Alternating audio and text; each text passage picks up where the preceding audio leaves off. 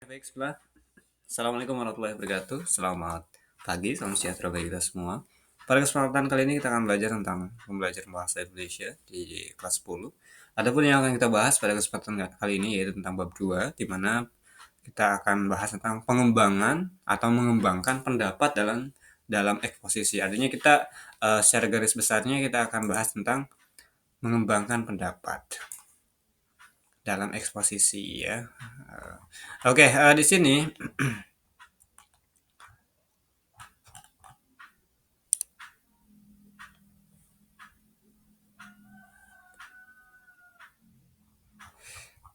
kita langsung saja menginterpretasi ya, makna dalam teks eksposisi. Jadi kita akan mengidentifikasi ya baik tesis, argumen, rekomendasi dalam eksposisi dan membedakan fakta dan opini dalam teks eksposisi dua ini ya. Oke, langsung saja mengidentifikasi tesis, argumen dan rekomendasi dalam teks eksposisi. Tentunya kita ketika bahas tentang bahasa Indonesia, siap-siap kita harus bisa mendengarkan ya. Kita akan apa sih mengidentifikasi namanya juga ya. Mana sih yang argumentasi, argumen itu pendapat gitu ya. Dan seterusnya. Di sini nah, tentu kegiatan mendengarkan, membaca teks eksposisi banyak sekali manfaatnya ya. Terus salah satu bentuk komunikasi lisan menggunakan teks eksposisi adalah berpidato. Jadi nanti kita juga akan ditugaskan untuk membuat pidato ya. Teks pidato dan membacakan pidatonya.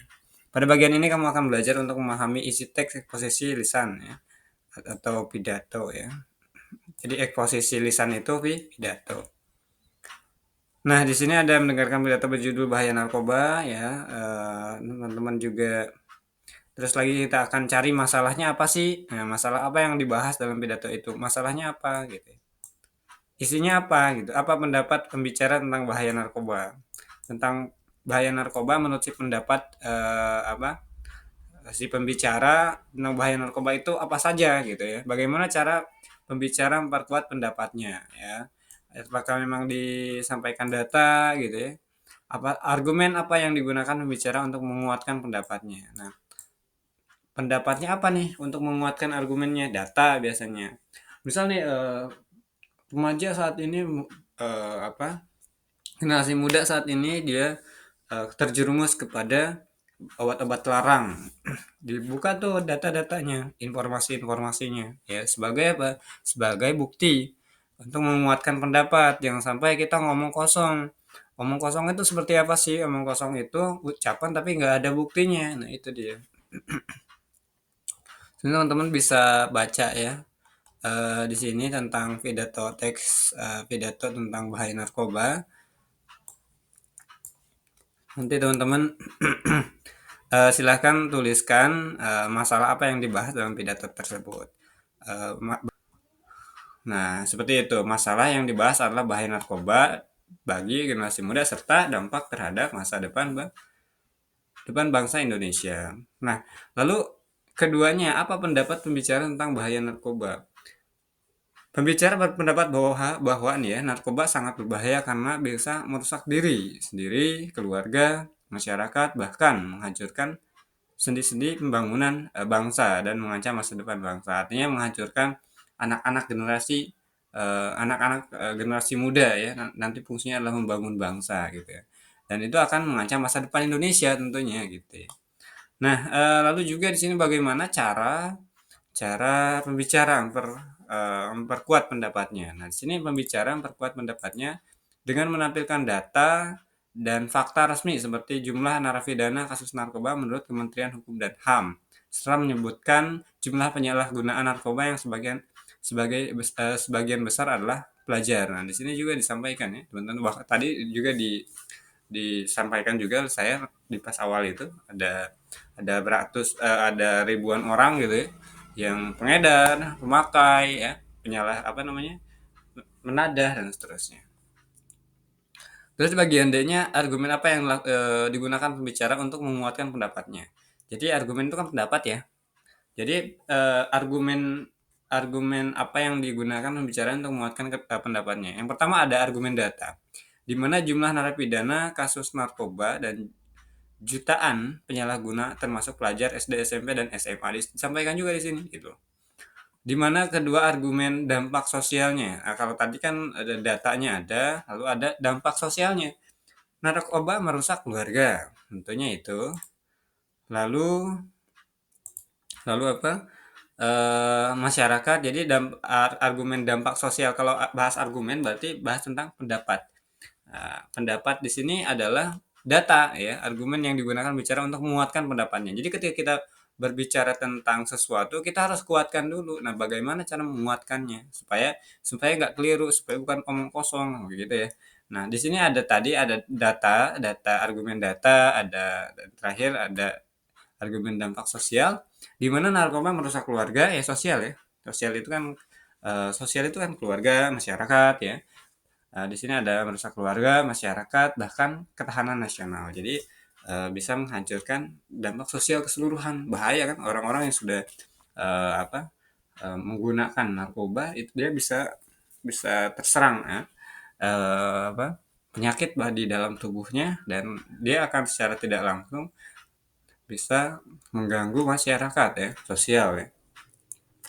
Dari argumen ekonomi ya, di mana banyak dana terbuang untuk membeli narkoba ya, biaya pengobatan dan pencegahan. Jadi kita tuh mengonsumsi, dan ketika kita sudah mengonsumsi narkoba itu apa namanya, kehidupan kita nggak seimbang lagi ya. Karena apa? Karena kita butuh biaya pengobatan, kita juga butuh biaya pengobatan, kita juga butuh biaya mengonsumsi lagi karena udah candu ya. Kalau nggak ada tuh bahaya itu. Bahkan kalau di luar itu ya, maksudnya yang sudah mengonsumsi narkoba, dia itu ketika sudah merasakan gitu ya, narkoba dan dia udah candu, maka sebagian tubuhnya tuh bisa saja darahnya diminum lagi sama dia gitu. Karena apa? Sudah terkontaminasi ya, sudah tercampur lah bahasanya begitu. Dan itu sangat berbahaya gitu ya. Itu untuk narkoba. Dari segi ekonomi tadi ya, banyaknya uang yang terbuang gitu ya. Terus lagi bahkan untuk pengobatan pencegahan juga. Terus lagi dari argumen agama dan moral ya, tentu meningkatkan agar kita ya meningkatkan iman dan menjauhkan diri dari perbuatan tercela ya. Yang saya ambil dari teks pidato ini adalah seperti itu. Jadi teman-teman silahkan baca ya, silahkan simak ya, tentang tentang pidato ini, lalu teman-teman silahkan silahkan isi ya, atau enggak nanti ada nih yang kedua nih. Nah teman-teman boleh tuh ya, silahkan, ada satu keduanya nih. Nah, di sini juga sekarang cobalah lanjutkan analisis isi pidato di atas dengan mengisi tabel berikut.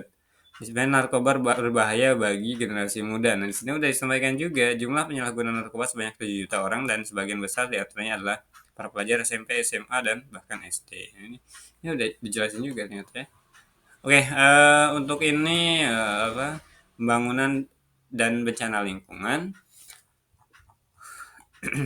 Apa gagasan atau pendapat yang disampaikan penulis dalam teks tersebut ya?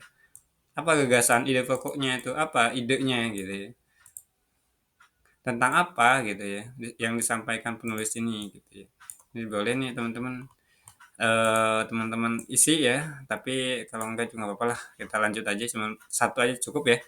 Kita langsung membedakan fakta dan opini. Nah, cara membedakan fakta dan opini itu apa sih? Nah, kalau fakta itu dia kebenarannya udah 100%. Nah, ini kebenarannya udah 100% didukung oleh data. Gitu ya. Nah, ini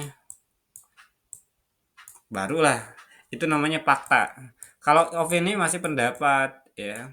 Opini itu pendapat. Pendapat itu masih diragukan dan nggak ada data biasanya. Tapi kadang ada juga. Dan kalau opini itu